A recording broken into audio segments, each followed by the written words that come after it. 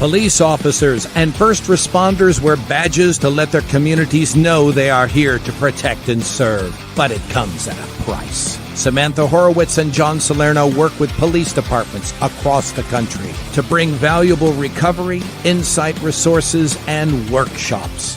A Badge of Honor TV brings those professionals to you so we can come together and revitalize communities through a better understanding of what's at stake and what's required for repair.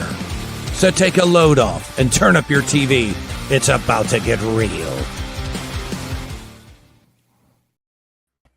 Hey, welcome to A Badge of Honor TV with John and Sam on this Mental Health Monday. We are proudly partnered with the OBBM network, and you can catch us on all your live streaming networks across the platforms. Welcome, Sam. Hello, John. Yes, welcome. Our Instagram family is growing. We love you out there on IG land, Rumble, YouTube, Facebook, LinkedIn. Hello, LinkedIn. We really appreciate all the support across all of the live streaming networks. So wherever you're watching, hit that like, hit that subscribe button so you never miss an episode. John, we've got some garbage coming out of New York City. And if somebody in the comment section and the live stream section could really change my narrative or change my mind or make me think differently, I'm open to debate on this. Mm-hmm. We just recently had an NYPD sergeant get convicted and sentenced to 3 to 9 years for doing his job. It was a buy and bust situation. The sergeant was out there with his team. The perpetrator fled the scene, stole a motorcycle or one of those little mini bikes, was whipping down the sidewalk, and he's flying towards weaving in and out of pedestrians. And the sergeant who's on the field team, did whatever, what any cop would have done, wants to stop him from fleeing, wants to stop him from hurting anybody or killing somebody on the sidewalk. He grabbed a cooler. When you're undercover, you're not carrying a nightstick. You're not carrying anything. You're in plain clothes. You really don't have anything to actually stop him besides maybe a firearm, God forbid. But this was not one of those situations. So he grabbed a cooler and he threw it towards the bike. Well, it hit the perpetrator, and the perpetrator he crashed, fell over, hit his head, and died. Tragic situation for the perpetrator. Without a doubt, anybody who ever gets killed is tragic. But that sergeant had a split-second decision to make to stop a fleeing felon. And he did what any other officer would have did. And these liberal, woke-ass judges in New York City will let criminals multiple times get back on the street. Robbery suspects, assault victims, all these people will go back out on the streets numerous times. But they convicted this NYPD sergeant.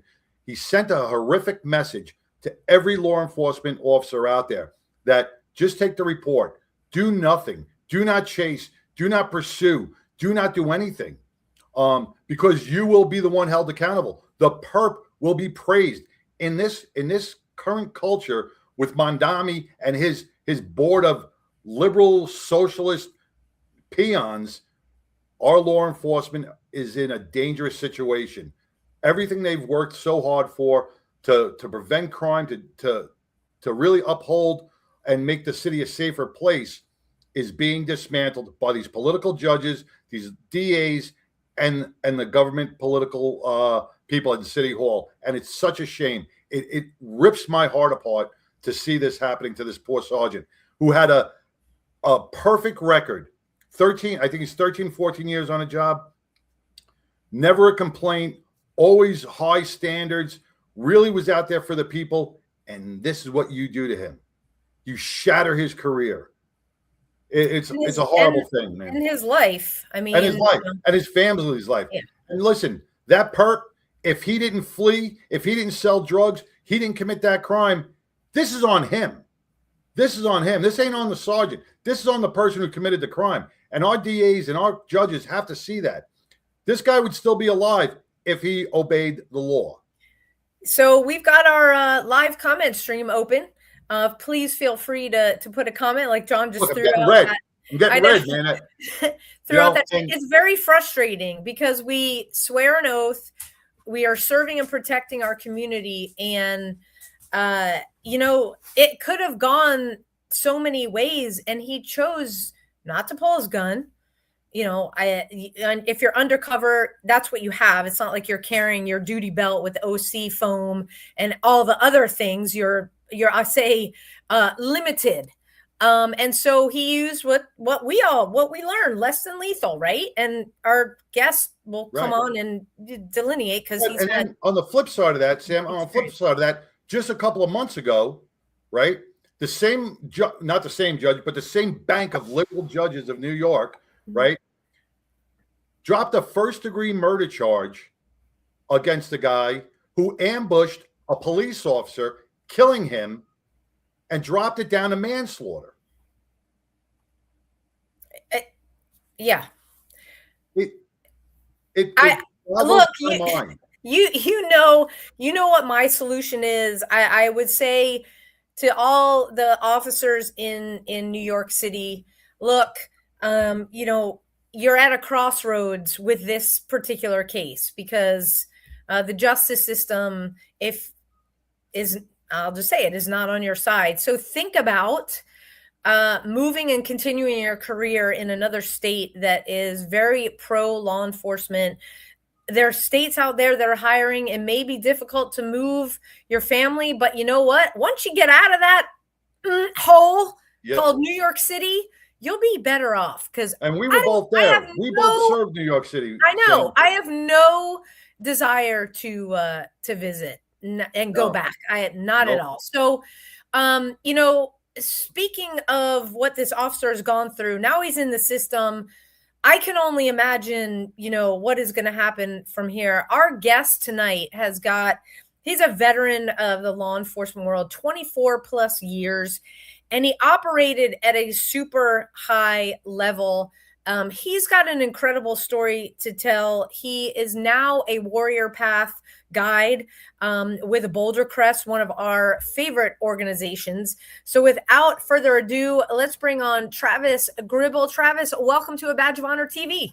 Welcome, Travis. Hey, thank you for having me. I appreciate it. It's great to be here. You bet. Yeah. Tell everybody watching and listening, because we're going to break down. Obviously, you have a lot of years in law enforcement. Mm-hmm. Sometimes we have to get creative and think out of the box, especially when we're in it just depends on the situation. So maybe we could talk about the case, but your background is very interesting. The stuff that you saw, that you went through, ultimately the job that you loved, serving the community in the capacity. There was a call that, that was it for you. But before we get through the whole story, tell everybody watching and listening on the favorite podcast app a little bit about you and your background. Absolutely. Thank you. So Travis Gribble is my name. I did 24 years in law enforcement. The first half of my career, which started in 1996, was in Michigan. If you can believe it or not, I started in a 1 square mile town as a part-time officer making $6 an hour, which I can't even believe. But then I probably would have done it for free because that was my dream and my desire, right? So I was there for just a little bit, got picked up by a sheriff's department. So went full time, but still in a rural community, loved it. What we do in a rural community, we were between two big cities. So we do deal with some of the city crime that wants to creep in, but it was great. Promoted there, became a sergeant, got my first taste of the, tactical world. I worked for a regional SWAT team at that time, which, at the basic, we were a containment team just to kind of hold things down until the Michigan State Police could get there with their full, SWAT team that had everything that, you could possibly need. But I had always had that desire to work for a big city.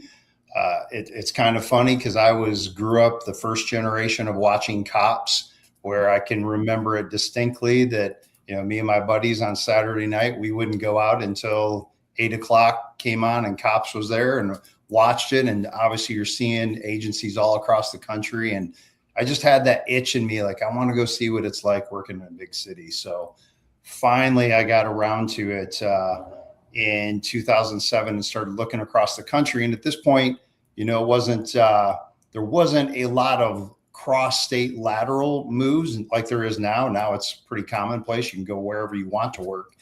But I did find a place in Mesa, Arizona, which is just outside Phoenix, and got picked up. And I had to go through the hiring process and got picked up by them, and went from working in a 20-man department, and we had a jail as well. So not counting that, but 20 on the road, and then lateral across the country going to a department. We had around 850 sworn at that time, you know, 500,000 people in the city. And so got my taste of big city crime. So yeah, and continued there. And I was very fortunate to, after my probation was done, which was a little bit less than a brand new officer because they gave me my lateral time, I tested for the SWAT team and made it. And just as like the very month that I made it, I think it was 30 days later, we got told our team was going full time because we were so busy running around 250 operations a year at that time. And then by the time I left, you know, that we were over 300. So full-time SWAT. So I got to do that, assistant team leader, promoted, went back to the street for a little bit, but then ultimately got back as a team leader. And that's where I retired in that position. Wow. That's That's a lot of calls. Yeah, it was at times incredibly busy, but back then all you wanted was more. Like, when's the next call out? Let's go. Mm-hmm. You know. Well, let's talk about that, because it does have an effect on dopamine, and you're always searching for more, like our guests talked about last week. And we'll talk about more about your career and the effects of that when we come back from our first break. Stay tuned, everybody. We'll be right back. Talk is cheap when it comes to saving our country. We're not just any cell phone service provider. We're Patriot Mobile. It's not enough to simply talk about values. We live them. Defending life, protecting our First and Second Amendments, and celebrating our military and first responder heroes. We're boots on the ground making a difference. We're America's only Christian conservative wireless provider with nationwide coverage on all 3 major networks and 100% US-based customer service. Join Patriot Mobile today and make an impact every time you use your cell phone. All right. Hey, John, you want free mobile service? Yes, please. Yes, please. Yeah. So whether you're looking for mobile, internet, and everything in between, check out Patriot Mobile right now. You saw on that screen if there's a QR code. So, hey, watching on your TV, if you didn't bring up that QR code and go to Patriot Mobile, you can go to 972-PATRIOT. So dial 972-PATRIOT. Tell them a badge of honor sent you by using promo code BADGE, and you get a free month of mobile service. It's super easy to switch. You can keep your phone, keep your number. The best part is it's roaming throughout the continental U.S. So you don't even have to like check anything. You don't have to pay extra. You have service wherever you go. So if you don't want to call, you can just go online. Go to patriotmobile.com/badge. You'll land on our landing page where you fill out some information, and a member from Patriot Mobile's team will give you a call back. And I promise you will understand them because they're from Texas. So 972-PATRIOT or patriotmobile.com/badge, promo code BADGE for a free month. Now back to the show. Hey, welcome back to A Badge of Honor TV with John and Sam, and our guest Travis Gribble with Boulder Crest and Warrior PATHH. Also 25 years as a retired Leo, did 25 years on the street. And at the end we were talking about your transition from a smaller department over into a bigger department. Okay. And that's how it was back then. A lot of guys wanted to go to bigger departments. Nowadays, and when we talk about New York City a little bit, a lot of these guys are transitioning into smaller community departments. I see a lot of NYPD coming to Texas, coming to these smaller departments. They're being treated a lot better. They're making a lot more money, and are not being they're not being convicted of things that they shouldn't be convicted of. Same with Florida, and I guess in Mesa and Arizona, there's the same way. A lot of these smaller departments are accepting these officers with open arms, and they're making it much happier. Guys can do their job. Like you said, it's a purpose. You would do the job for free. And I'll tell you, I was the same way. I would do the job for free because I loved it. But it comes with, some respect as well, man. You need your political backing behind you. Yeah, absolutely. I mean, there are a lot of turbulent times, like what we discussed in the beginning of this with the New York officer. Just, I wish I could say I was shocked, but it is unfortunately a commonplace across the country right now. As far as our officers being able to look and go to places that are, better suited for them in a full career and maybe even their families, and the sky's the limit, right? I could not even imagine this time right now where everyone is hiring, and you can say what kind of area do I want to live? What kind of department do I want to live or work for? It's kind of an exciting time if you look at it from that standpoint, right? Without a doubt. It was not that way when I started in 1996. There'd be 2 spots open and 800 people are putting in for those 2 spots. And now, you can go where you want. And so I still do hope, even with a lot of the turbulence that's going on, we obviously need good men and women in this profession that still want to go out there. And I think we're seeing that. I think that they're rising above, and just a lot of what I talk about and what I do now with mental health wellness, it's even more important than it ever has been, because, you're getting it from all sides. So you really have to take care of yourself. But on the mental health aspect, when a cop reports for duty, right, his brain is already dumping cortisol into his body, because he doesn't know if he's going to be ambushed. He doesn't know if he's going to go home at night, right? So right there, that's a huge stressor that most of the public is not aware of. But now you add on that layer of, well, now if I do my job, I may survive, but I may go to jail. That's just an extra layer on cortisol dumps and stresses that really impact your body over a long period of time. Or you may not go to jail, but seeing what you see on the job, maybe you see more seasoned officers or something else happen in another department. It's like, wow, is that going to happen to me? And that's, Travis, where your work at Boulder Crest and as a Warrior PATHH guide really comes in. Can you kind of share as much as you'd like to share about kind of how you got there?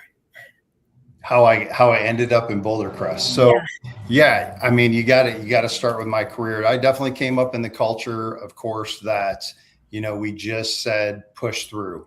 You didn't talk about that was a rough call. You just kept going. Unfortunately, like I did, as many others do, I ended up coping in negative ways that was not good, but quite honest, that was our culture. Everyone was doing it, and it just became the norm, right? And as I've began this transition, it would have been, in 2022, and you start to share your story, you realize we're all the same. We are facing the same struggles, no matter what part of the country, no matter what size agency. We just have to be willing to talk about it. So yeah, I had never taken care of myself appropriately with the mental aspect. I just thought I was invincible. I wanted the worst of the worst calls, like, send me, I want to go, I want to be a part of this. And, a big transition point for me was in 2016 when I had promoted to sergeant. I had to leave the team to go back to the street for a year. And it was actually in the sergeant training program, my first call, very first day in the program. And we went to a call where we ended up rescuing a toddler that was being sex trafficked. And, it's not a world that I was unfamiliar with, because my team was usually responsible for when our internet crimes against children or other units would set up sting operations for those individuals looking to, prey on those on our children, that we were the ones making the arrest. So I knew it was there. But it was the first time I had ever actually had a victim in my face that I held, I touched, I saw the damage, and it was a turning point for me. But of course, I didn't tell anyone, because my whole intent was to get back to the team, and I thought that if I showed that was a struggle, it was going to prevent me, and it would be career suicide, because that was our culture, right? That's a learned behavior. It's not that anyone had told me that, or said, here's a book that says if you say you're struggling, you're not going to get the next position. It was just a learned behavior, because that's what our culture is. Right. So yeah, the next 5 years I spent hiding it, coping with alcohol, depression, suicidal ideations, you name it. And it came to a head in 2021 where I was the team leader on a hostage rescue, and a little girl had already escaped after being shot and badly beaten by her father. And the rest of her family, 18-year-old sister and mom, was still in the house. And so we were preparing a hasty entry, and I thought we were going to go in there and end the suspect and save the rest of the family. And unfortunately, we did not get in there in time and found everyone else deceased. So it hit my team pretty hard, but at that point I was ready. I was ready to exit this earth. I did not think I could handle one more call. And, you know, I should make this point. This came at the end of, you know, what was going on between 2018 all the way through 2021, the riots, the COVID, all the stressors that were just incredibly impactful on so many, but definitely law enforcement. It was difficult, and it had added up. It had come to a head. Did they have, with the SWAT team, if you go to a call like that, did they have a maybe a critical incident debriefing, but did they have a peer support network within the department that would come to you guys and say, hey, you just went to this type of call, we're here for you, kind of thing? Or was it more cookie cutter type of thing? You know, I mean, John, we did have a peer support team. Our team wasn't great about using it. We were very isolated. We thought we could solve all our problems on our own. One good move by a couple of our lieutenants that night was because we had been running hard. This was just another day of many, many call outs. And they actually did a smart move, and they took the entire team offline and had Phoenix SWAT cover our city, which we've done that for them in the past, just because we needed at least a 24-hour break. Go home, shut your phones off, try to get some sleep. None of us got any sleep that night. We came back to the next day and we were just exhausted, and it hit. And but yeah. Okay, well, you know, at least they stood, you know, shoulder to shoulder on that line with you, because we've heard where it's just like, no, you guys just keep going. And so when we come back from our next break, just kind of talk us through this, your team being isolating yourselves basically because you were a team, and the benefits to that, as well as what was detrimental. So we'll be right back after these messages, everybody.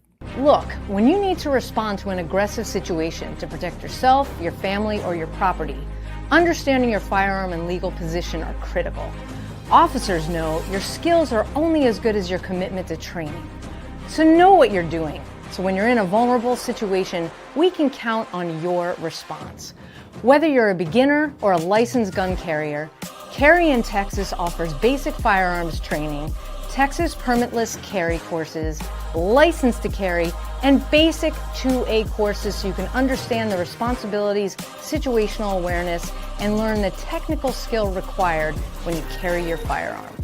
Go to carryintexas.com to find the right course for you. Join me, former United States Secret Service agent Samantha Horwitz, on the range for beginner basics, LTC prep, and range practice. Go to carryintexas.com today. That's carryintexas.com. Hey, welcome back to A Badge of Honor TV with John and Sam and Travis Gribble, with 25-year veteran of the law enforcement, and now with Boulder Crest and Warrior PATHH. Before we took the break, we were talking about some SWAT activities that you went through. And, you know, peer support has gotten a lot better since 1996, and, you know, and it's gotten a lot better since the early 2000s, but it's still not enough. You know, peer support's there to recognize and recommend places like Boulder Crest and Warrior PATHH so they can get the healing that they need.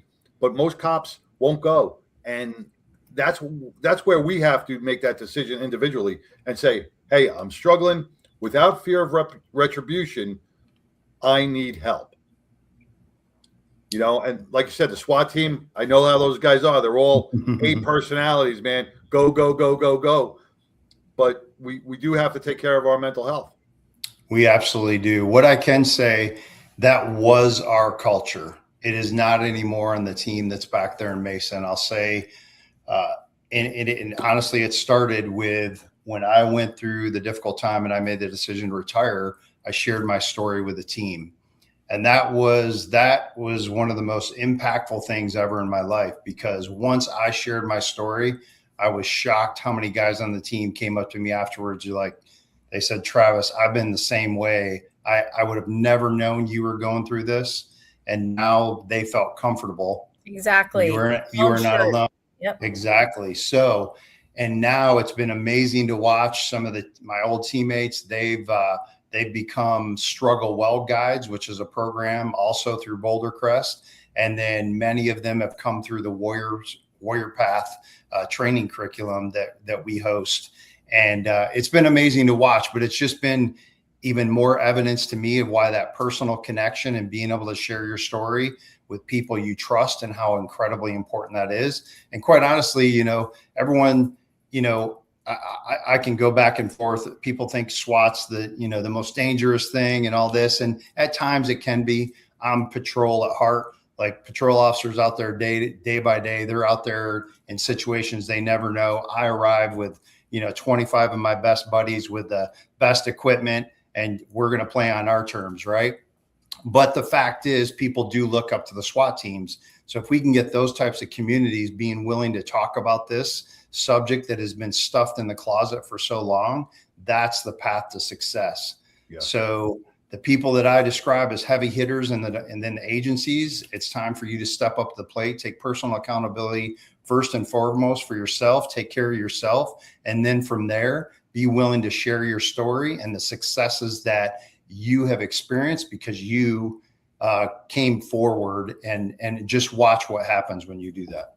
So how did you take care? I think it's important to kind of, for everybody watching and listening, how did you take care of yourself?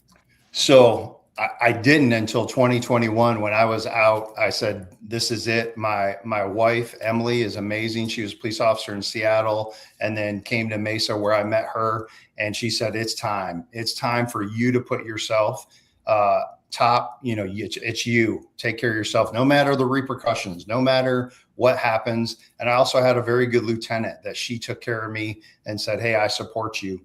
So the first step is I went into and I was connected through my wife's unit. She was working with Internet Crimes Against Children with a therapist that we describe as a culturally competent therapist. Mm-hmm. What they do is first responders only.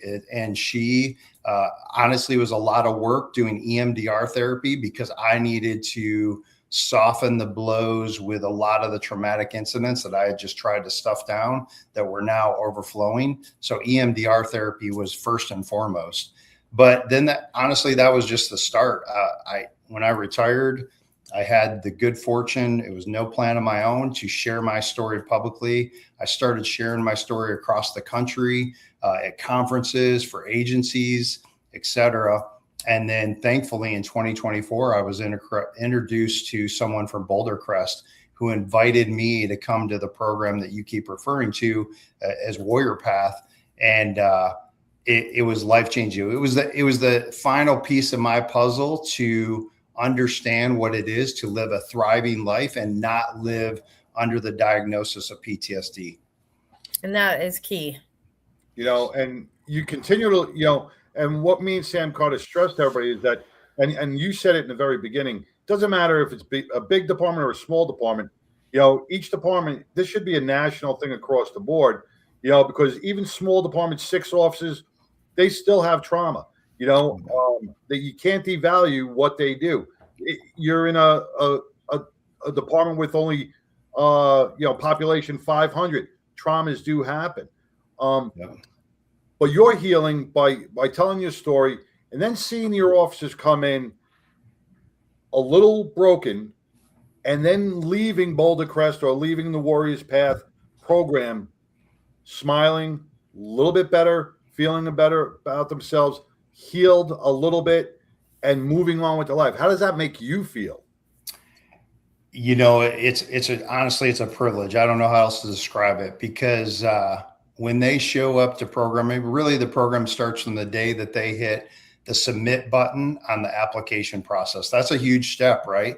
Many will tell us it took them months. They'll open it up, they'll look at it, and they won't get there. But one day, whatever it is, they hit submit. So then we get their application, and then we go through a process of interviewing them one-on-one, getting to know them. The first thing we do is we share our story, whoever that is doing the interview. And then hopefully they feel comfortable enough to share some of their story with us just to see where they're at. And then from there, we have a very structured process of staying engaged with them through learning materials, videos, etc., leading up to them finally coming to our program in one of the site locations where that's going to be.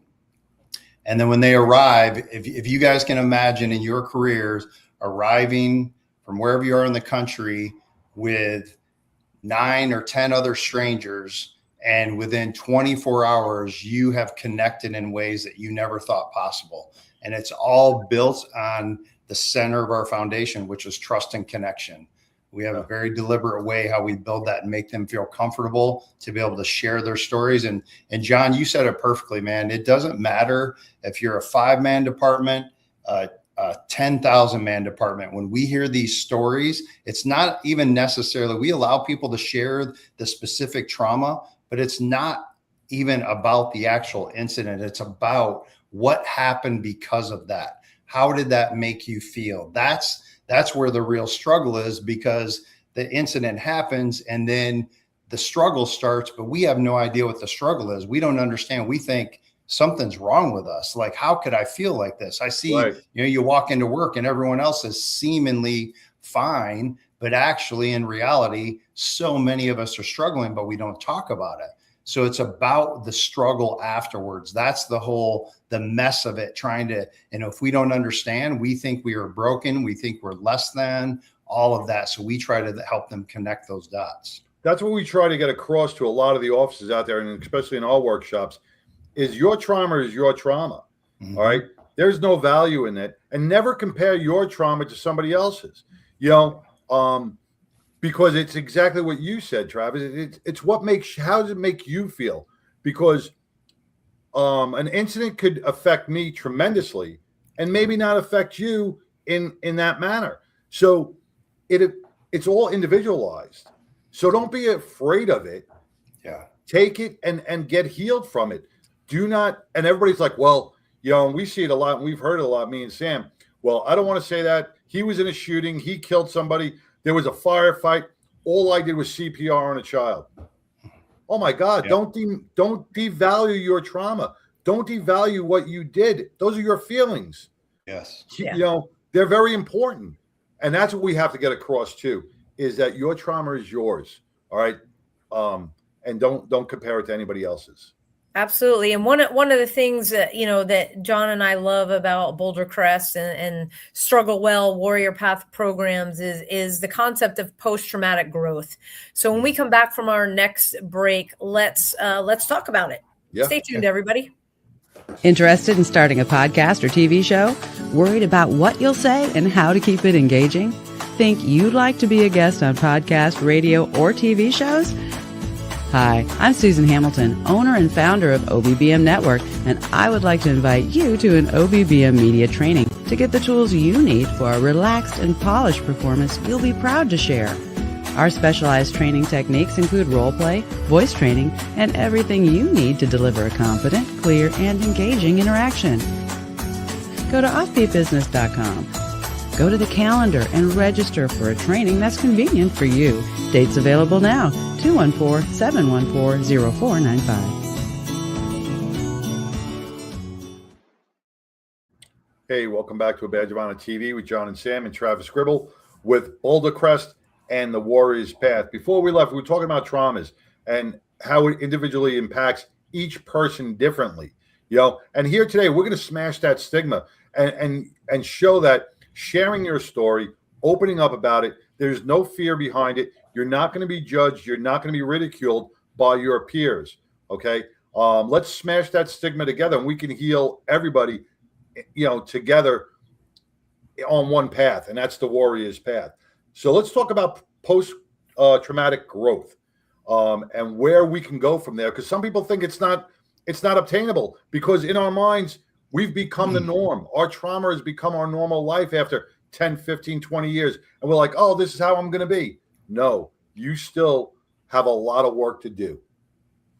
Yeah, absolutely. I couldn't start talking about it until I definitely gave honor to Dr. Tedeschi and Dr. Calhoun were the two that coined that phrase back in 1995. And, you know, we obviously as a nation have been focused on PTSD quite heavily. And that's what we were familiar with. In fact, we asked the students when they start, you know, how many have heard of PTSD, and everyone raised their hand.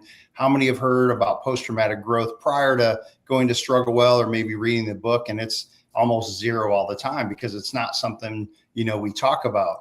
But post-traumatic growth, it's not a magic potion. It's not a pill.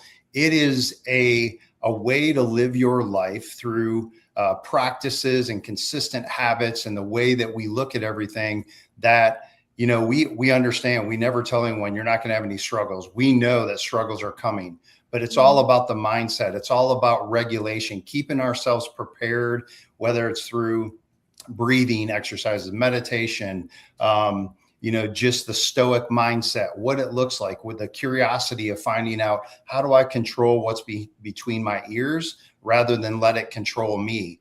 And, you know, that's what we do. I know, you know, I joke with the students when they come in, you know, the old salty dogs, how that you come in, you see them in the hallway. Hey, John, how you doing today? And you're like, oh yeah, just another damn day in paradise, you know, and it's very negative. We're preparing just to be a terrible day.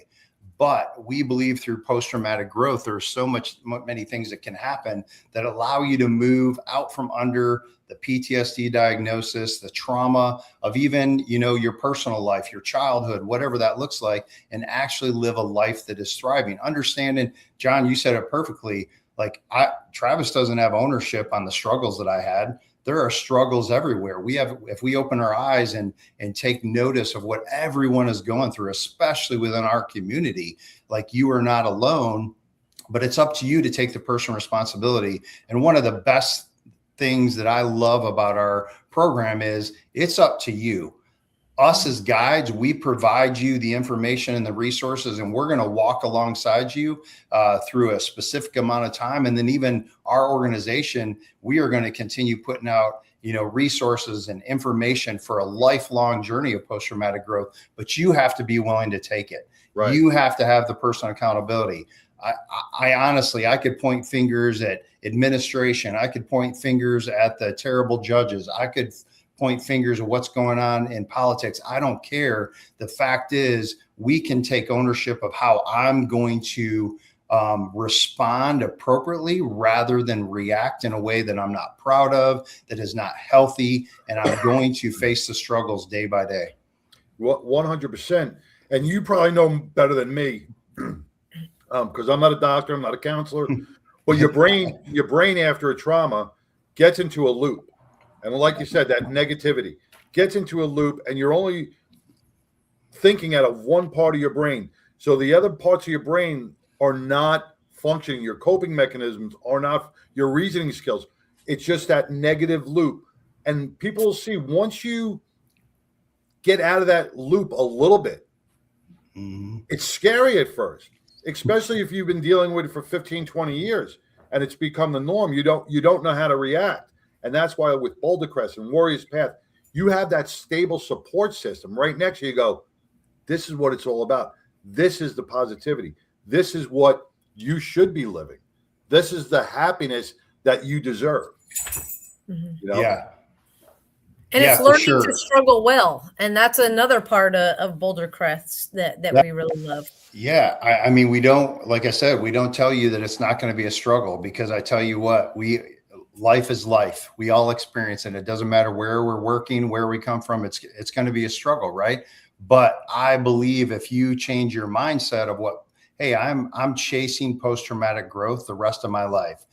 And I would say that I'm even at a mindset now, not that I jump up and down when a problem hits or a struggle or a difficult situation with my boys or whatever it may be, but I take time to respond and reflect and think, okay, I really don't want to be going through this right now, but I know through the appropriate mindset, I will learn something in this journey. And because of that, I will be stronger on the other side. whether that's just for me personally or because of the truths that I learned during this situation, I'll be able to share with someone else. And the reason that, Boulder Crest is so intent and so willing to take care of our veterans and first responders, because we believe that they've been through the severest of schools. Who better, if we can teach them how to achieve post-traumatic growth in this life of thriving, who better to help society in general? Like Correct. The things that we're doing and we're dealing with, if we can show that, hey, you can experience post-traumatic growth with all the things that you're seeing on a daily basis on the job. I mean, that's an amazing testament of what this curriculum and what we can do through post-traumatic growth. That goes hand in hand with what you just said too. When we have officers on the street that are battling, right? Their reaction, their knee-jerk reaction, or their quick to temper, will be pulled back, and their reasoning skills are a little bit more clearer. They're a little bit less to take that automatic post-traumatic stress action, and they're able to think more clearly. I know my anger after, my anger was bad, but after I went through some classes and do my therapy, I noticed my anger. Now I'm not punching walls anymore. Yes, I still get mad, but I'm not physically hitting something. I don't know if that's the same for you, but our officers out on the field are probably going through that same thing. John, thank you for saying that, because I believe our Struggle Well program, which was an in-agency thing, meaning they don't come to an offsite location. It happens within an agency. That's why it's having an amazing effect all across the country, because if I was the chief of police and I see that the stress that my officers have to go through, right?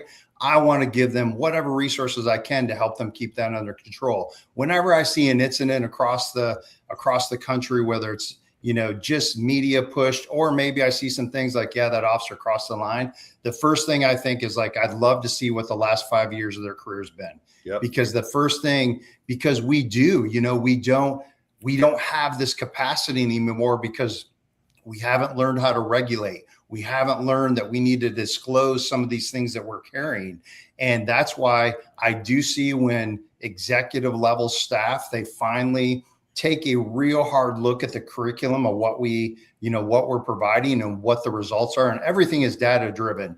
We don't just say this is happening. We have an amazing data team that they punch out the numbers showing what is happening throughout the program and after program with these individuals that come through. And man, it's mind blowing. So me as an officer, I'd want this training. Prevent me from stepping over that line, because I've been there, man. I've been on the street where, I'm not afraid to say to where, did I take an extra punch when I shouldn't have? I did, because I was full of rage a lot, man. It was just such a high intensity. Now, with that being said, I know law enforcement in general can be violent at times, and the public is never going to understand fully, that violence. It doesn't look pretty at times. So we're never going to get past that. But if we can help our officers to respond rather than just react in a way that gets them in trouble or causes difficulties for the city they're working in, that's what we want to try to prevent. Because it only takes one trigger.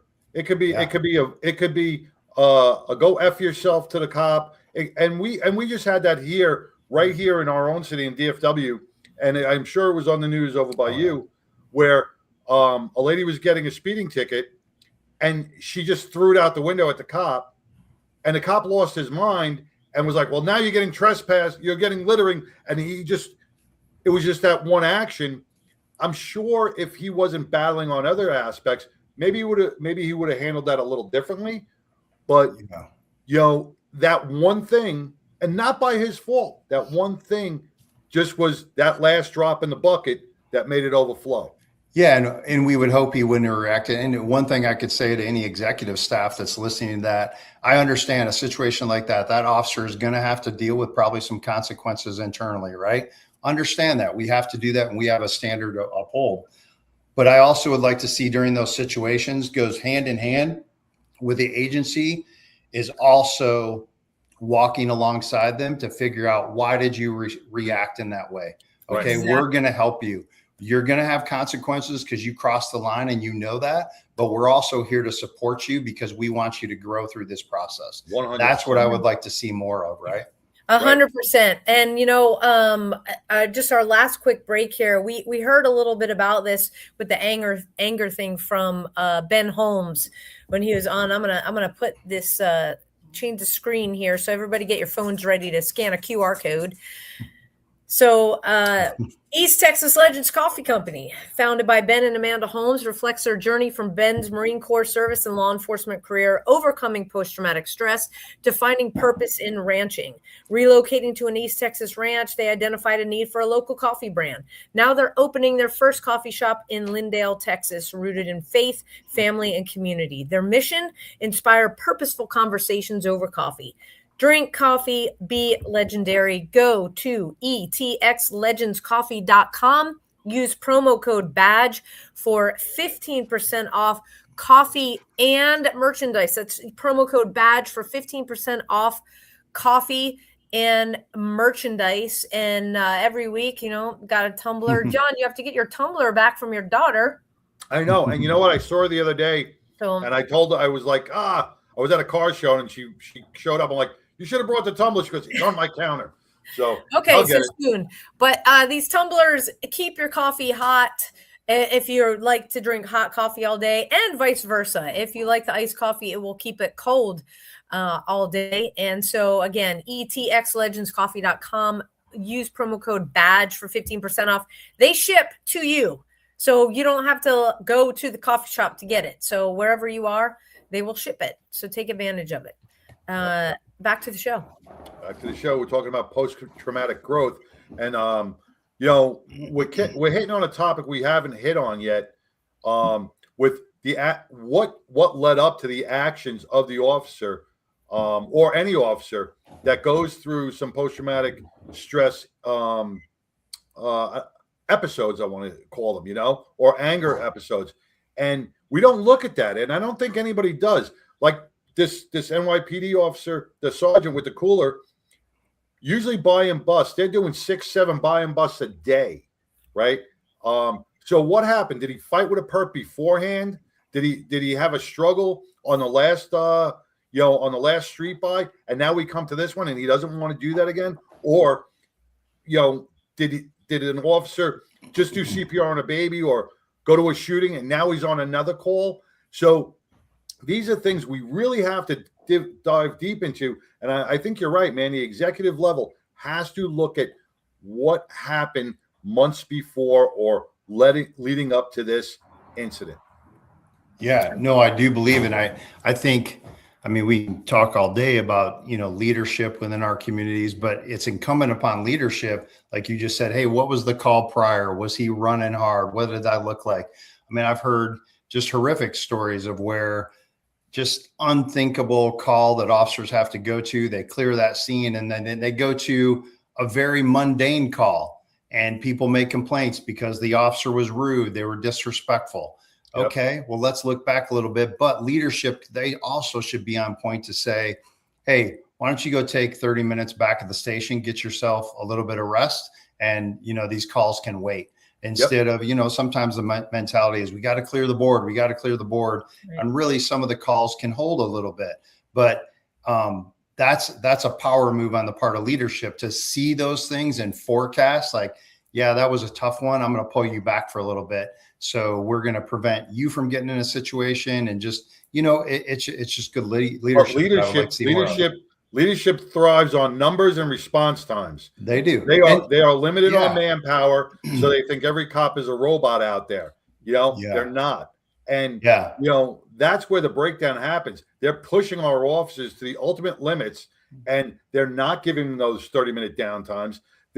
How many times would you go on a lunch break, or you take your 30, and all of a sudden your radio's clicking? Oh, I got to take you off lunch, right? Yeah, interrupted. Absolutely. And it's an unnecessary evil, but there's got to be a solution. There is a solution, So, Travis, where would you say is the best place to go for anybody watching and listening on their favorite podcast app to get in contact with either you or about the programs we've been talking about? Yeah, absolutely. Bouldercrest.org is the best place to go. It's an amazing website that has resources, a library on there with videos. If you want to learn more about what it is we do, short videos from our CEO and other staff members. And then also there's a tab for programs. It talks about Struggle Well and also the Warrior PATHH program that what I'm a part of. Well, that is amazing. And obviously it had such a dramatic impact on your life that you became a guide with a Warrior PATHH program. And so that you're hearing it straight from the person. This is real. This is healing. Give yourself what you deserve. So reach out, bouldercrest.org, and let's get to it. Travis, thank you so much for being with us tonight, for going through the program, for sharing what you did, your struggles, how you overcame, and we really appreciate it. Well, thank you very much for having me. It was an honor to be here. Appreciate you guys for what you're doing. Thank you. You bet. You bet. We will be in touch soon. Take care. Okay. Take care. Okay. You know, we've talked to Josh Goldberg before, but hearing from the guides, hearing their stories and how it impacted them to a point where this is my purpose. We've talked about finding your purpose. So sometimes it's hard after law enforcement. Travis found his. So don't give up on yourself. If you're on your second, third, fourth therapist, there is a program for you. Check out bouldercrest.org. It is well worth it. You get to hang out with your bros and sisters in law enforcement and veterans and really heal together. And I am excited to let everybody know, as we've talked about before, Carry the Load.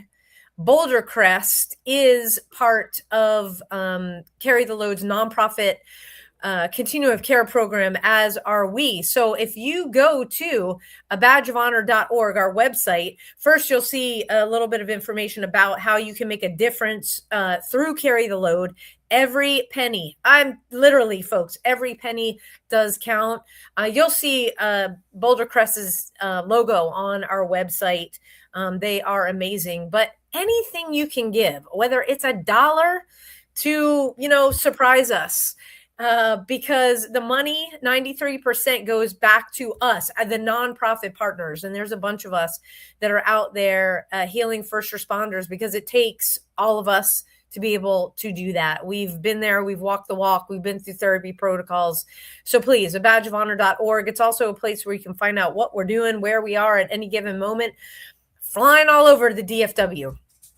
And it's been an honor and a privilege to work with all the departments to date. So with that, speaking of working with departments, we have got our friends Liz and Joe Bartholomew at Responders Retreat. They are preparing for their next annual retreat coming up at end of September into October. In Wisconsin, firstrespondersretreat.org. They've got active signups. You want to go to a healing place in nature, in Northern Lights, the whole thing. Get with Liz and Joe, firstrespondersretreat.org. Get your spot, because they will sell out. A special program. We want to say a special thank you. This September, the last weekend in September, it is time for Texas Takeover 100. If you want to operate the best way you know how, no matter where you are in terms of what you do for a living, working out, firearms, anything, you want to come to Allen, Texas, last weekend in September, to TexasTakeover100.com. We are pulling everybody together. You will learn so much. Amazing guest speakers, amazing product demonstrations, sponsorships will be there. Check out TexasTakeover100.com. Get your name on the list right now. Tickets will we'll go as soon as we know how many people are coming. And they are doing special things for our first responder community as well as our veterans. So TexasTakeover100.com, y'all. Get yourself signed up, and you might see some familiar faces there, like ours. Yes. So, yes, we are privileged to be partnered with the folks running that program. So, with that, we are talking support for our officers out there. It's kind of ugly right now, but just know, all of you officers out there, you've got prayer warriors standing by, praying for your safe return home every single night. Thank you for what you do, for keeping our communities safe. Keep doing it. Please, we need you. So all of our veterans out there, thank you for fighting the good fight that allows John and I to do a show like this every single week. And to our active duty personnel spread out across the globe, we are praying for you as well, that you return to the United States of America safely. Thank you for keeping our shores safe. John, take us home. Once again, I couldn't have said it better than Travis. If you are battling, make sure you reach out to anyone. Boulder Crest is an amazing organization, the Warrior's Path.